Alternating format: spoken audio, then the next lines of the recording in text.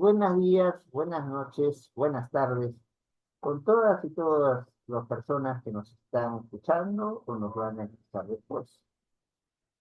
Que duda cabe que en un país donde pasan muchas cosas y que nos crean sorpresas, sí nos crea sorpresa que un expresidente de la República pueda ser no solamente detenido él, sino su esposa, sino su cuñado y alguna gente del entorno familiar muy cercano, entre ellos su suegra. Claro, me dirán ustedes, la suegra y con otras personas, amigos de ellos, tienen una prisión de 5 años, de los cuales 4 suspendidas, pero igual, estamos hablando de que había un entorno familiar. ¿Cómo se condice este pronunciamiento con el emitido en el caso conocido habitualmente como el caso Cócteles?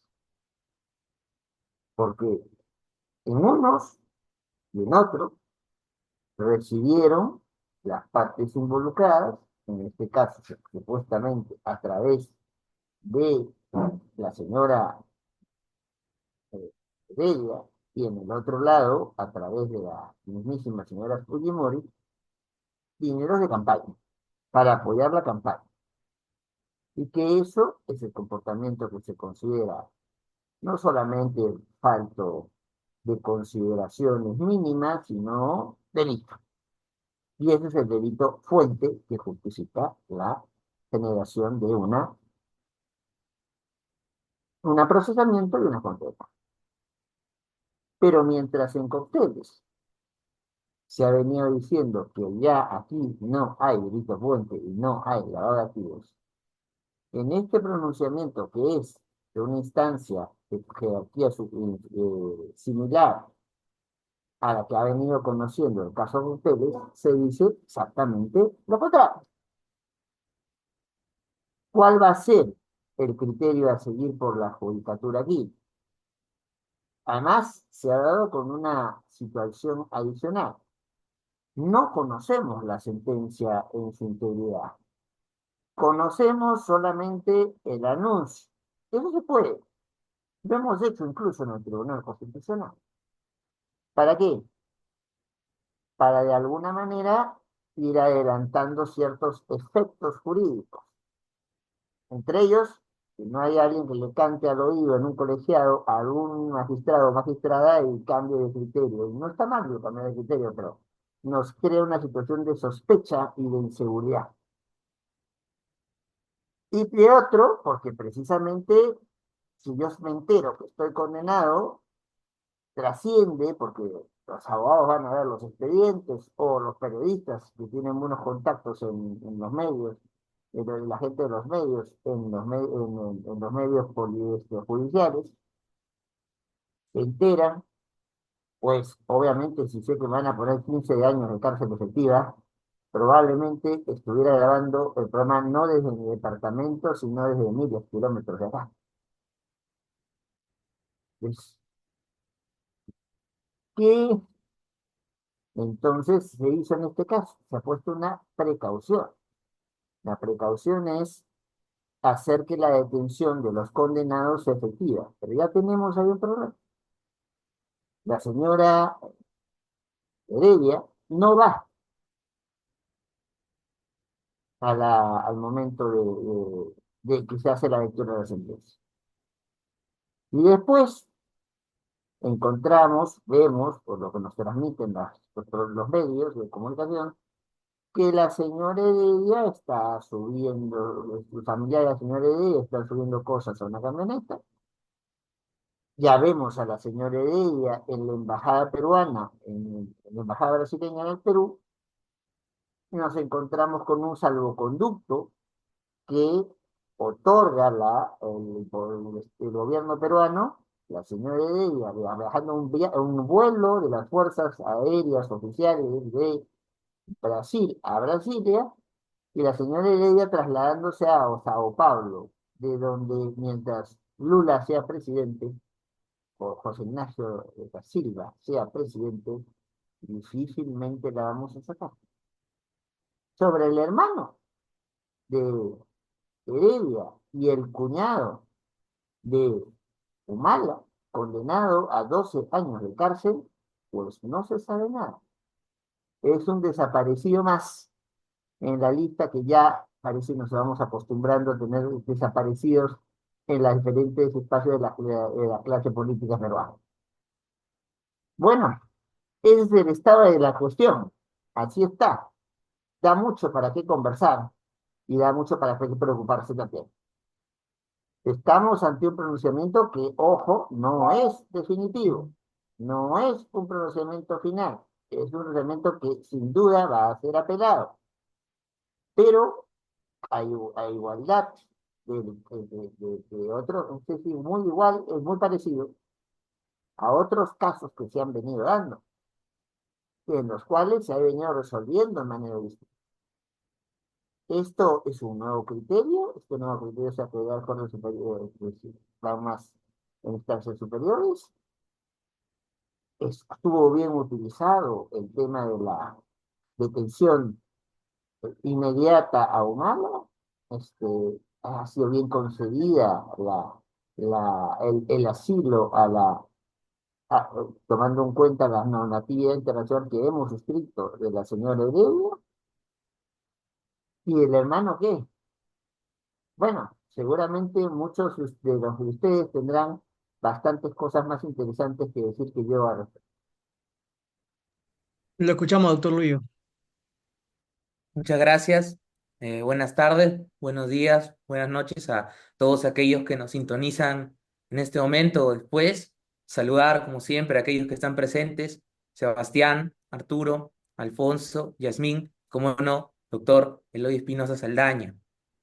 Bueno, yo creo que la noticia, primero que nada, de que ya tenemos una sentencia respecto al caso del señor Humala y la señora Heredia, ha tomado a muchas personas, tal vez por sorpresa. Algunos le habrán abrazado bien, otros no, y han surgido bastantes puntos polémicos y que son totalmente abiertos para que las personas puedan debatir, puedan involucrarse, porque bien sabemos que, como decía Aristóteles, la vida activa en la política es importante, especialmente si nos consideramos ciudadanos.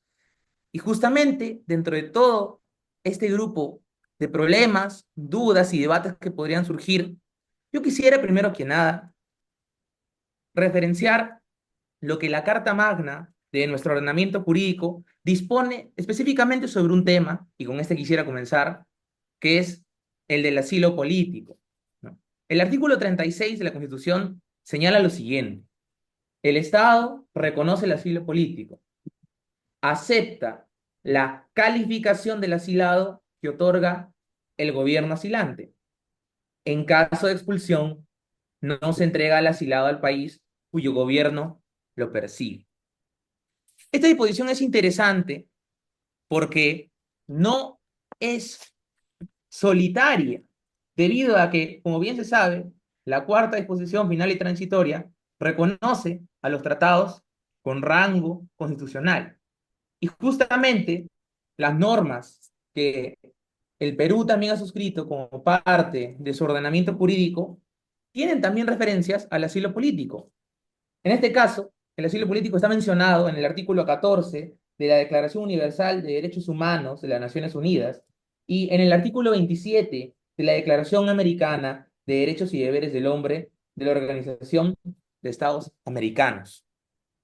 Este tema es interesante no solo por el hecho de que ya tenemos un caso concreto en el cual el señor Nadine, ahora que se encuentra en Brasil, está haciendo uso de este derecho que se le reconoce, sino que el problema central aquí y que podría causar dudas y polémicas es si de verdad teníamos o no como Estado alguna manera de hacer que la señora Nadine se quede también a comparecer junto a su esposo y se le puede detener, o en este caso, si de verdad es lo único que podíamos haber hecho para que se reconozca un derecho que claramente tiene el señor Heredia, y sin embargo, hoy sabemos de que ha sido sentenciada ya, como bien decía el doctor Espinosa Saldaña, no conocemos todavía la sentencia a fondo, pero sí podríamos hacernos una pregunta, considero que puede inquietar a gran parte del país.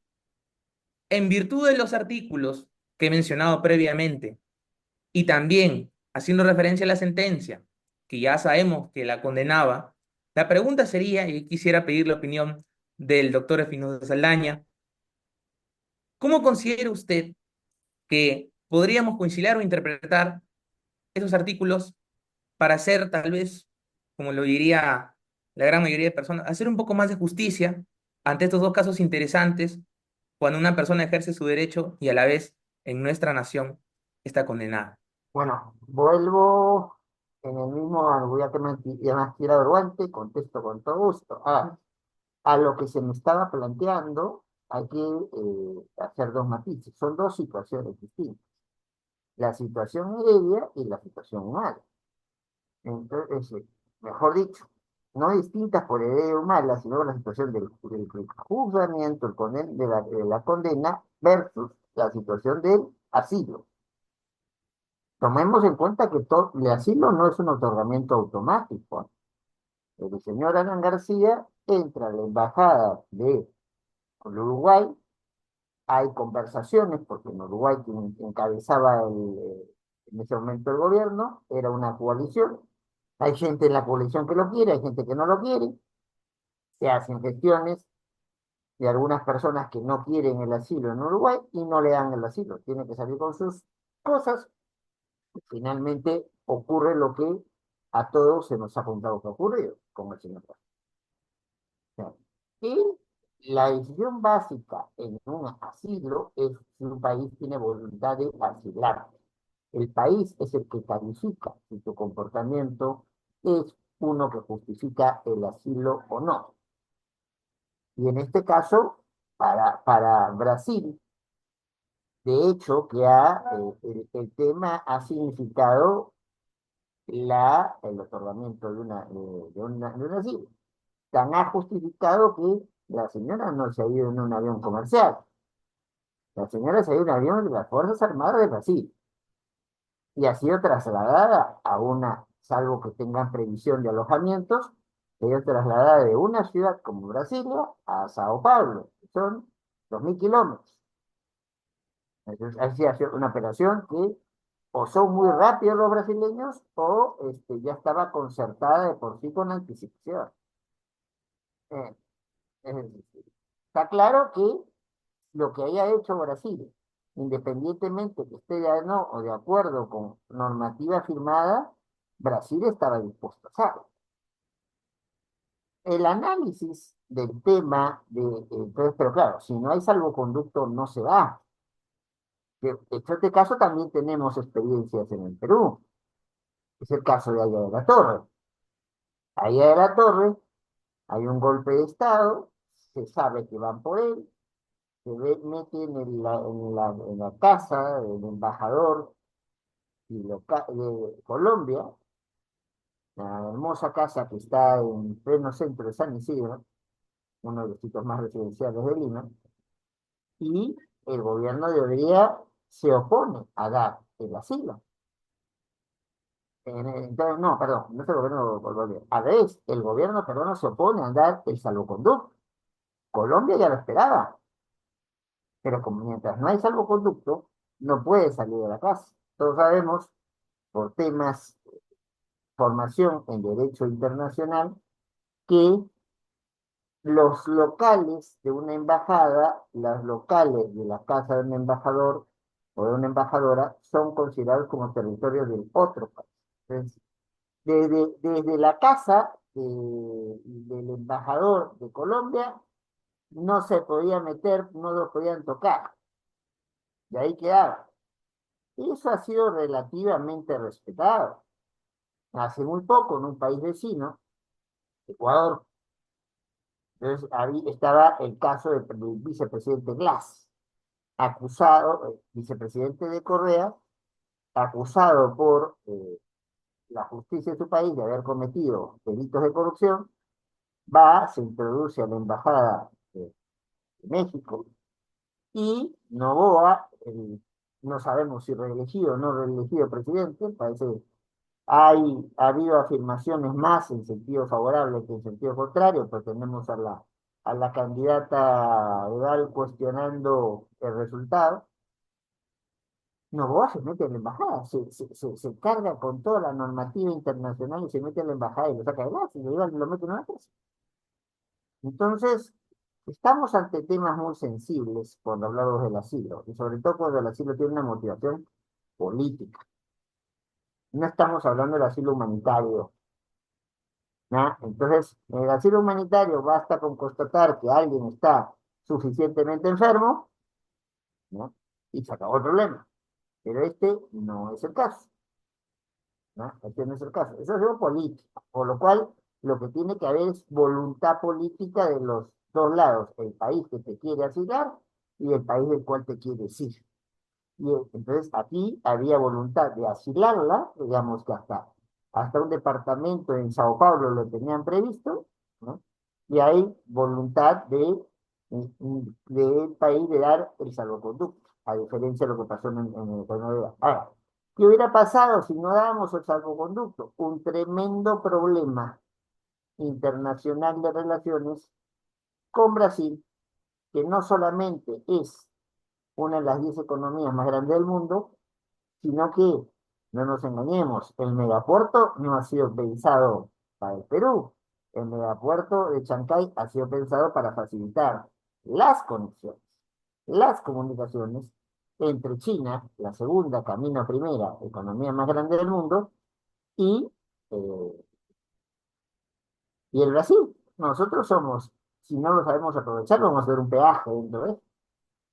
Entonces, allí lo que está en juego en el segundo problema que tú planteas, el del asilo, es cómo vamos, cuán político y por ende cuán discrecional y no seguido conforme a derecho, entonces es la decisión tomada en este caso. Y si es muy, y si aún siendo una decisión política tomada por políticos, pero viola acuerdos internacionales, cuán posible sería en la práctica revertir eso.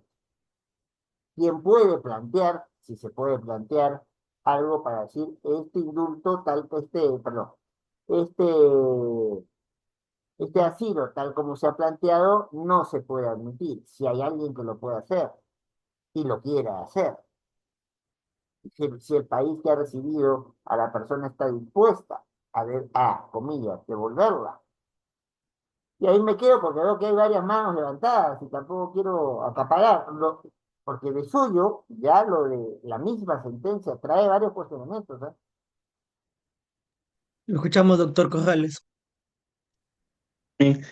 Eh, Buenas tardes con todos, noche ya, casi. Respecto a este último apartado, nosotros hemos firmado, como país, hemos firmado una convención sobre asilos diplomáticos. Y precisamente lo que usted está hablando, doctor, es muy importante en relación a cuándo es lícito y cuándo es ilícito esto. Según el artículo 3 de la convención que hemos firmado, dice que no es lícito conceder asilo a personas que al tiempo de solicitarlo se encuentren inculpadas o procesadas en forma ante tribunales ordinarios competentes y por delitos comunes. ¿Qué es un delito común? Porque en su artículo 9 define que el funcionario asilante será el que tomará las informaciones del país o del gobierno territorial para decir qué es un delito común y, o sea, cuál es la naturaleza del delito. Entonces, ¿cuándo realmente estamos ante un asilo político lícito y cuál que es un delito común y cuál no? Pero aquí hay otro aspecto ahí, Arturo, que mira, es que ¿quién es el que hace la calificación según el tratado? El funcionario asilante. Ajá, o sea, es Brasil. O sea, si Brasil considera que la situación Heredia encaja en lo suyo, bienvenida Heredia. Y también bienvenida Heredia que pongo un avión oficial y la llevo ni siquiera a una ciudad, sino que le hago corta parada en el aeropuerto para llevarla a otra ciudad. O sea, esto no, es clarísima la voluntad del Estado brasileño, mejor dicho, de los gobernantes actuales del Estado brasileño de recibirla. Punto. ¿Eso se puede revertir o no? ¿Eso es lícito o no? Habría que denunciarlo ante una corte internacional. Ya, pero yo no quiero acaparar. A ver, ¿quién es? Entonces, y se nos está pasando la parte inicial del asunto que de suyo es delicada, ¿eh? A ver, ¿quién se anima? Doctora Yasmín, la escuchamos. No escuché bien la pregunta. A ver, es que esto no es una clase, es que estamos conversando. A ver, lo que ha planteado Arturo es que, con corrección, que había una situación de alguien que quiere irse del Perú y ese irse del Perú tiene que cumplir con ciertos requisitos impuestos en un tratado que hemos firmado. Pues la pregunta es, ¿quién evalúa si el tratado, quién evalúa si la persona está en los supuestos que el tratado permite el asilo o no? El país asilante, o sea, es Brasil. ¿No? Y Brasil ha demostrado todas las intenciones del mundo de tenerla a la señora, a la señora Nadine Heredia. En primer lugar, él no solo la recibe en la casa y no la saca como el señor Castilla, el señor García, le presiona para que haya un salvoconducto de aquí, del Perú, luego pone un avión de las Fuerzas Armadas del país, luego la lleva a Brasilia y luego la coloca ya en su destino definitivo que es Sao Paulo. Y un vuelo de Brasilia a Sao Paulo es un vuelo de 2000 kilómetros más o menos. O sea, no es que le esté llevando al parque o al barrio del costado. No es Ahora, esa decisión de Brasil, por más intención que haya habido, es válida. Y si, como insinuaba Arturo, no lo es, pues ¿a quién se reclama y qué es lo que se reclama? Buenas. Prácticamente en los hechos se está viendo que un país da asilo de manera que burla los compromisos que tiene que asumir esa persona dentro de su país de origen, porque ya tiene una sentencia de 15 años de prisión por lavado de activos agravado y va a pasar de que como se está saliendo a otro país, Brasil, por el salvoconducto, a través de la aprobación de, que se le dio en Brasil, quedaría en nada. ¿Y cómo queda el país que da el salvoconducto? Si usted hubiera sido funcionaria peruana, doctora, ¿hubiera denegado el asilo o no? ¿El salvoconducto o no? Es que el salvoconducto se otorga luego de que se evalúa la solicitud de asilo. Entonces me sentiría comprometida porque un país ya está avalando el motivo de proteger el derecho de libertad de esa persona. Entonces solamente me quedaría aprobar el salvoconducto como presidente. Pero de hecho, yo estoy de acuerdo contigo, pero de hecho convengamos que ha habido prácticas históricas en el Perú en sentido contrario. Colombia dijo, el señor Aya de la Torre, consideramos que puede irse a Colombia como asilado y el gobierno de Adría no quiso dar el salvoconducto. Y Adán García, y Aya de la Torre se tuvo que dar 5 años metido en la casa del embajador de Colombia en el Perú. Ahí está la casa para quienes la quieran visitar. No estamos en asuntos fáciles. A ver, Prácticamente el jus imperium del Estado peruano no se puede ejercer una efectividad sobre la sentencia dada. Entonces, ¿de qué sirve dar sentencias que no se pueden cumplir o no se pueden hacer efectivas si un político o ex primera dama que compartió la presidencia junto a su esposo cumplir con las órdenes, las leyes del Perú, ¿no? Tendría sentido. bueno, creo que nuestro amigo Luyo quiere decir algo al respecto.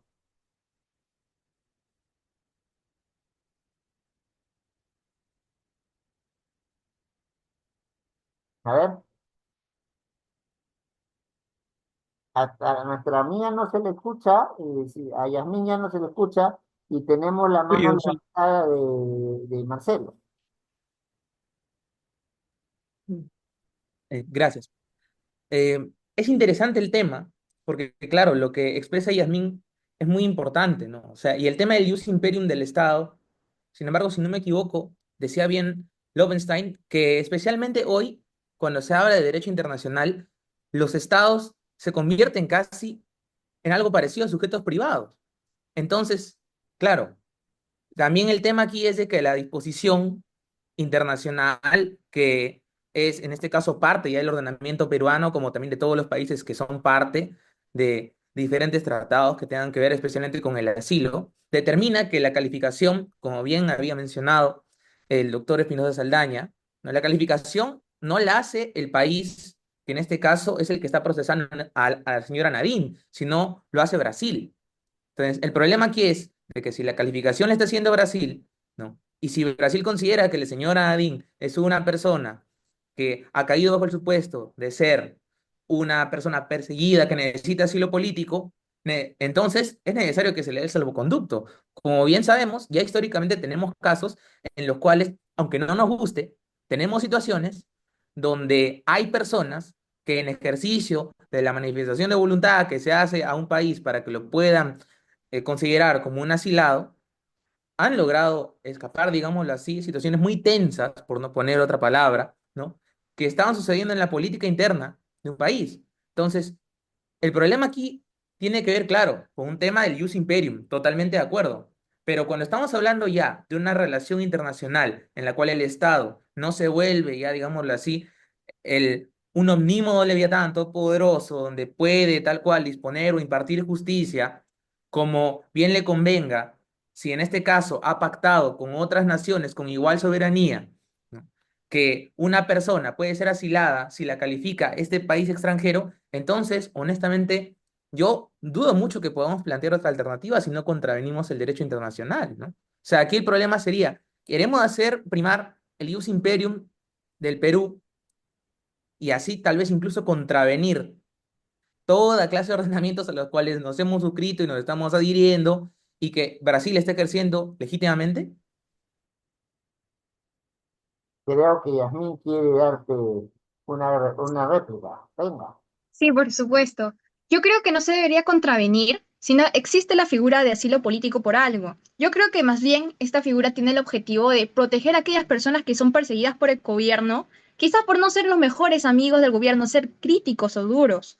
Entonces, se trata que Nadine Heredia está siendo perseguida por el Estado peruano por su condición política, o más bien la están persiguiendo, la están condenando por un delito común como es ocultar ilícitamente sus activos para una campaña. Ya saben del escándalo de las agendas en donde se registraba que recibía dinero de Odebrecht y además otros escándalos que salieron de esta misma agenda. Entonces, esta figura de asilo político estaría diseñada para el caso de Nadine Heredia. Esa es la pregunta, porque no tendríamos que contravenir las garantías internacionales de asilo político si realmente no estuviéramos en caso de una persecución política. Quisiera simplemente, tal vez para continuar el debate y tal vez para esclarecerlo un poco, si la doctora Yasmín o alguna persona aquí presente podría esclarecer y poder plantear términos comunes y pudiera definir qué estamos entendiendo por delito común y por persecución política, por favor. Bueno, que esa es la clave del caso. O sea, en realidad lo que argumenta el Estado peruano es que sin ninguna connotación político-partidaria, lo que se ha descubierto es un comportamiento reprochable y que ese comportamiento reprochable ha servido para obtener fondos de manera indebida que no habrían sido gastados solamente en la campaña electoral, sino en beneficios muy particulares para el entorno del expresidente Humala y su esposa, la señora Arell. Esa es la posición dura de la Fiscalía. Ahora, la defensa planteaba, curiosamente, dentro del equipo de la defensa está quien gana el caso Klimper, que es el que finalmente gana el caso Cogteles hasta hoy, está ahí en el equipo de la defensa, el doctor Espinosa Goyena, aunque más presencia ha tenido históricamente el doctor Pedraza. El planteamiento de ellos es, no, acá, esto no era delito, esto se hace delito tiempo después. Es un comportamiento que te puede no gustar, no somos los mejores amigos y demás, pero no es delito. No es delito que si yo, hasta que esto esté establecido como tal, en un código tipificado, de manera taxativa y de manera proporcional. Derecho sancionador puro y duro, ¿ya? Entonces, eso es lo que le dice. Señores, en el momento que se plantearon los actos tanto del 2011 como el 2016, no había delito. Entonces, en las dos elecciones, para decirlo de una manera clara, no había delito. Esto se consideraba delito mucho después. Y no era retroactividad maligna. Esas son las dos posiciones. Ahora, sí me preocupa y comparto la preocupación con Yasmín que este tipo de interpretaciones, en tanto y en cuanto es el país, el Estado asilante, el que califica, en el fondo importa muy poco si es que el Perú eh, cree o no que se ha cometido un delito. Lo que importa es lo que cree Brasil. Y si Brasil está dispuesto a irse contra el mundo y hacerlo, ¿ya? No hago al Estado peruano llevando pues un grupo de tropas hasta Brasilia o hasta Sao Paulo para rescatar a la señora Heredia, como lo hizo el gobierno de Noboa metiéndose en la embajada de Quito para sacar al señor Lazo. No lo hago. Entonces, ¿qué hacer aquí? Vuelvo a mi pregunta de hace un rato. Este, si un Estado es una consecuencia lógica, si el Estado ya calificó como que tú recibes el asilo, dar el salvoconducto, el salvoconducto es como una suerte de mesa de partes, o el Estado podría haberse, peruano debería poderse oponer a dar el salvoconducto. Porque si salvoconducto no es salida, sin salvoconducto es allá de la Torre 2.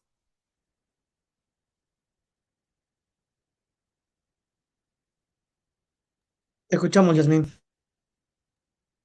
Claro, doctor. En este caso yo sí podría pensar que hay un abuso de la figura del derecho de asilo, pues no se puede disfrazar en sí como un perseguido político a alguien que es acusado de un delito como lavado de activos o corrupción o narcotráfico incluso, salvo que este juicio esté claramente manipulado o realmente hay un ataque por sus ideas políticas. Entonces, el Perú, si tuviera que poner mano firme, y tomar una decisión entre dar o no dar el salvoconducto, yo diría que no, porque no se va dentro de la protección. Y si bien el Ministerio de Relaciones Exteriores mencionó de que lo estaban haciendo en conformidad al convenio de asilo diplomático de 1954, si no me equivoco, no se justificaría por el mismo artículo 3 que mencionó Arturo, de que no se podría dar este asilo por el cual prácticamente se comprometen a aprobar el salvoconducto porque es un delito común y está siendo procesada la señora. Supongamos, pregunto, no voy a intervenir, pero para un poco, entonces, ya, porque el que quiere intervenir es Sebastián. Entonces, supongamos que el Perú no hubiese otorgado salvoconducto y no se perfecciona el asilo. ¿Tendríamos una situación como hay en la Torre 2? ¿O el gobierno de Boluarte se hubiera metido a la embajada del Brasil en Lima para sacarla a grado o fuerza a la señora Boluarte? Ojo, ¿ah? Esos son escenarios posibles, ¿ah? ¿Qué hubiese hecho el Estado peruano o qué consecuencias le habrían traído al Estado peruano el no haber dado el salvoconducto, por las cuales finalmente dijo, no, mejor que esta señora se vaya, a pesar de que está condenada a 15 años, que se vaya? A ver, futuro ministro de Estado, que nos diga qué es lo que opina al respecto. Doctor, buenas noches con todos, o buenas tardes, buenos días, dependiendo del horario en el cual nos están escuchando. Eh, Primero quisiera seguir la misma ideológica que he estado, con la cual ha estado pronunciándose Yasmín, y es, ¿cuál es la ratio legis del asilo? O sea, ¿cuál es la razón por la cual un Estado puede dar asilo político? ¿Es de verdad únicamente posible que con un delito común un Estado pueda usar eso como argumento para poder decir, oye, te doy asilo político acá y evade el jus imperium, y simplemente puedes de alguna manera bordear la normativa la cual te ha sancionado. Y como segundo comentario y más la parte de las noticias es, hay que tener en claro que dos cosas. Nadine supuestamente se iba a hacer una intervención quirúrgica en el hospital. Y eso lo que hace es, si está haciendo una intervención quirúrgica, por eso no puede ir a la lectura de de su sentencia en esa instancia. Y hasta ahí todo bien. Pero luego se ve que una de las personas relacionadas a Nadine va con sus abogados a recoger las pertenencias y llevarlas a la Embajada de Brasil. O sea, ya tenía visto previo todo lo que iba a pasar. Y esto nos presenta un problema aún mayor, el cual es cómo regulamos esas situaciones para evitar que se vulnere de manera tan evidente todo el ordenamiento jurídico peruano con accionarios tan simples.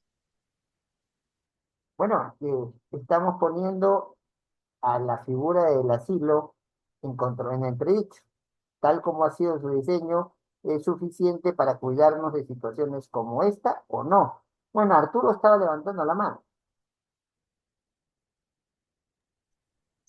Sí, completamente de acuerdo con mi compañero Casos, tenemos que regular esto. Y respecto a lo que usted preguntó, si realmente el gobierno de Dina Boluarte se hubiera atrevido a meterse, como lo hizo Noboa, en la Embajada de Brasil, eh, pues yo creo que no. Pero algo que me pareció muy interesante que usted mencionó en un inicio, es que finalmente los grandes intereses de China son llegar a través del Perú, llegar a Brasil.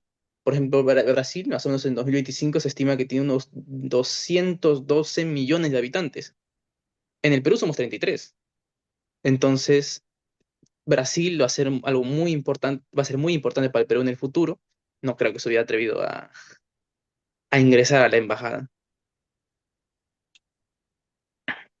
Bueno, hay un asunto. Ahora, si se va a prever esa previsión, hacer previsiones en base a un tratado ya firmado, todos sabemos que esas previsiones tendrán que ser consensuadas, porque finalmente un tratado es un acuerdo entre países o entre sujetos de derecho internacional. No es que yo digo, mañana estas son mis pautas y hago las cosas como quiero. No, no, no. Aquí hay un acuerdo y si los alcances del acuerdo se van a extender, los que acordamos tenemos que sentarnos y considerar que esto también va. ¿Quién los convoca? ¿Cuánto tiempo tomará eso? Y en función al tiempo que tome eso, ¿tendría una repercusión retroactiva? ¿Podría ser aplicable a Nadine Heredia, ya instalada en Sao Paulo? Lo dejo como pregunta.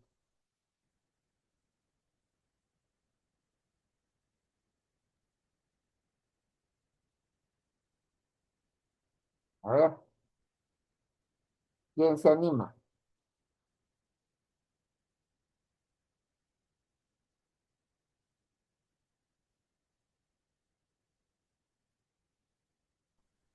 Honestamente, creo que el tema es en general algo complicado. Creo personalmente que por lo que estamos viendo de la situación, creo que el debate específicamente sobre la interpretación del hecho, ¿no? Y también específicamente sobre la retroactividad de el supuesto de la norma, es en general un tema que se ve bastante vinculado, considero, a qué quisiera hacer, en este caso el Estado peruano, para garantizar su justicia, pero a la vez intentar conciliarlo con el tema de derecho internacional, con el que claramente... Es que no hay conciliación. El derecho internacional es muy claro. El tratado de Viena dice que yo no puedo, artículo 14, no puedo poner derecho interno al derecho internacional. El Ujú, pacta servanda es mucho más, o sea, a los que no son abogados, el acuerdo, yo me convierto en un sirviente del acuerdo que firmo. Si ya he firmado un acuerdo internacional, ni mi constitución me libra del compromiso internacional. Por lo menos eso en teoría. Entonces, el acuerdo internacional es que es la persona llamada país asilante la que determina Si lo tuyo es político, si lo tuyo es común. Ahí está el problema. Ahí está el problema del diseño de la situación. Porque yo puedo haberte juzgado y decir que tú eres un delincuente. No estoy diciendo que lo veas, pero puedo decir que eres un delincuente, ¿ya? Y sin embargo, el país, entonces, digamos, Sebastián es un país y Sebastián dice, no, pues, entonces, no, es una víctima del ataque político que le están haciendo y yo me lo traigo. Y en esa situación, el país donde estás puede decir, me opongo, tiene, bueno, poder decirlo lo puede decir, ya lo hizo el Perú con Águila Torres. ¿Puede sostener ese decir lo pongo?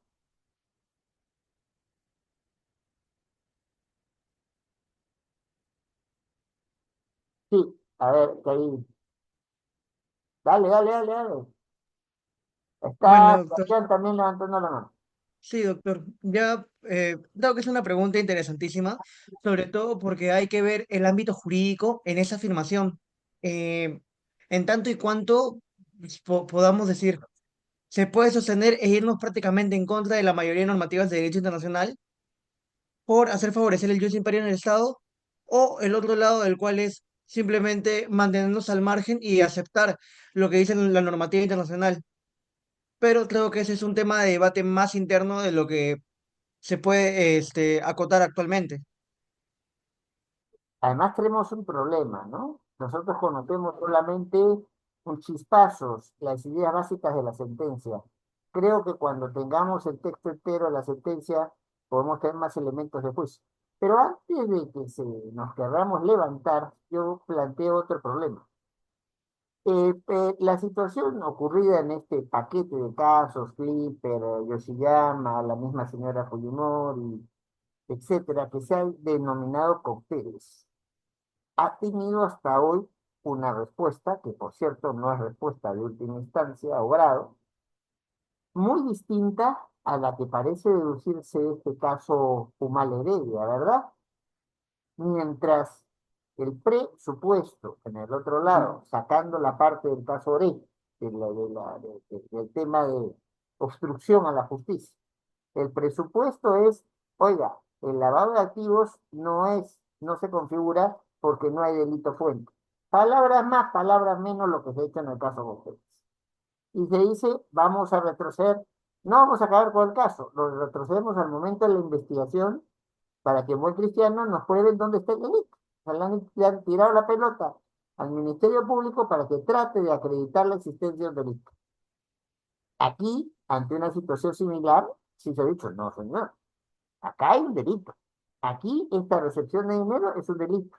Es tan delito que me permite llevarlo 15 años en el presidente, 15 años a su esposa, 12 años al cuñado y a varias personas más con compromisos a su libertad personal. ¿Hay coherencia en entre los dos pronunciamientos o no?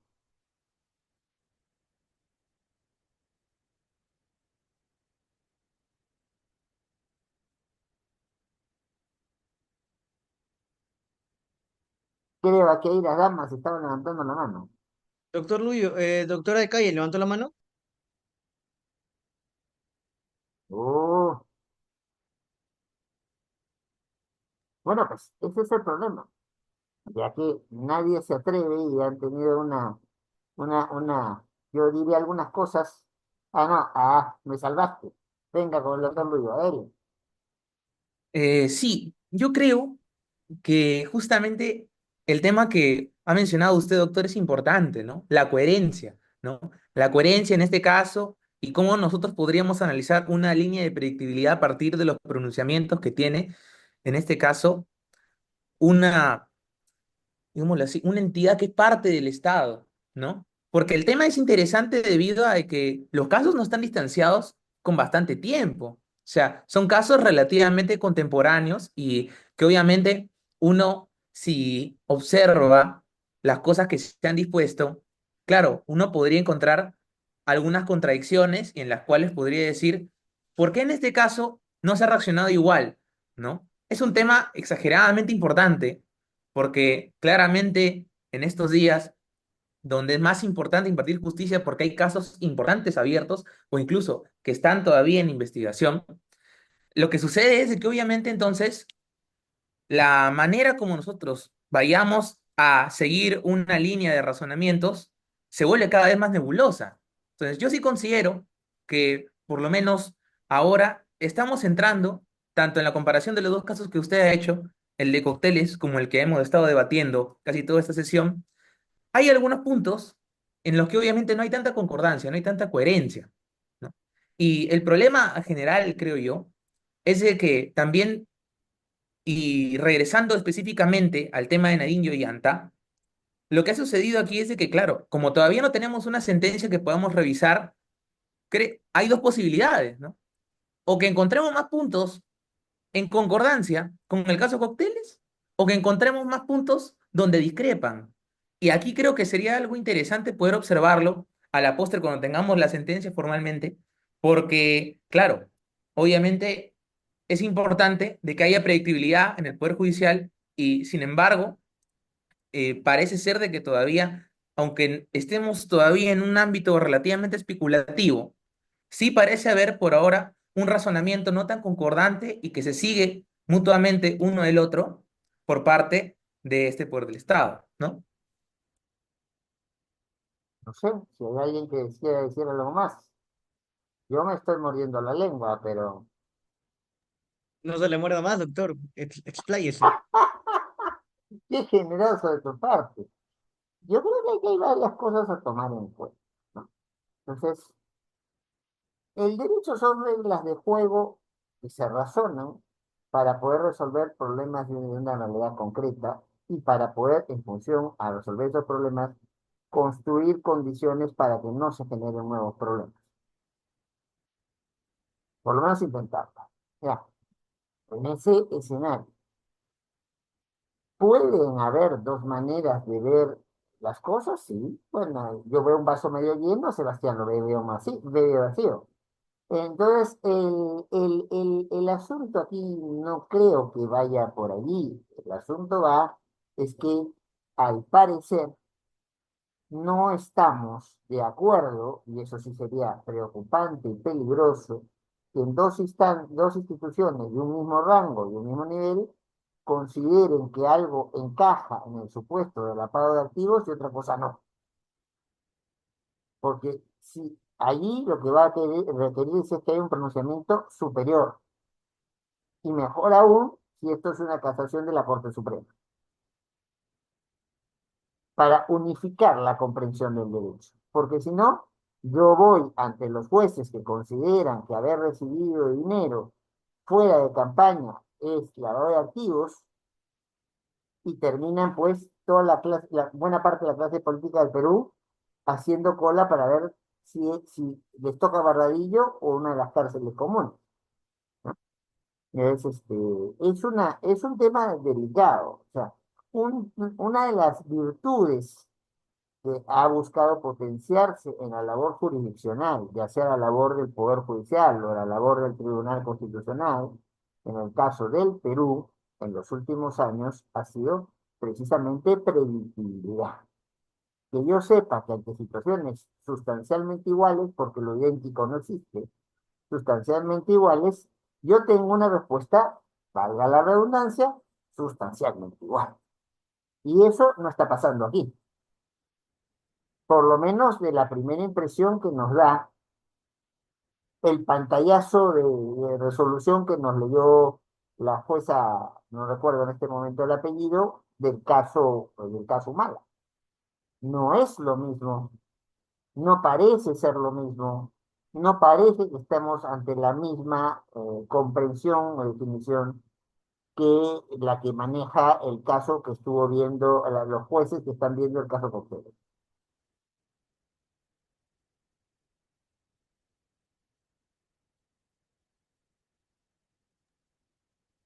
Bueno, doctor, con esto damos por culminada la sesión de hoy. Muchas gracias a todos los que nos están oyendo. También agradecer a cada uno de los presentes, tanto la doctora Calle, el doctor Luyo, el doctor Corrales, Sebastián Caso quien les habla, y sobre todo a usted, ex vicepresidente del Tribunal Constitucional, magistrado y postdoctorado en la Universidad de Bolonia. Muchas gracias, doctor. Gracias a todos y todas y ojalá haya otra oportunidad de encontrarnos. Hasta luego. Igualmente. Hasta Gracias. luego, profesor. Gracias. Buen Jueves Santo a todos los que confiesan la fe católica. Igual, igual.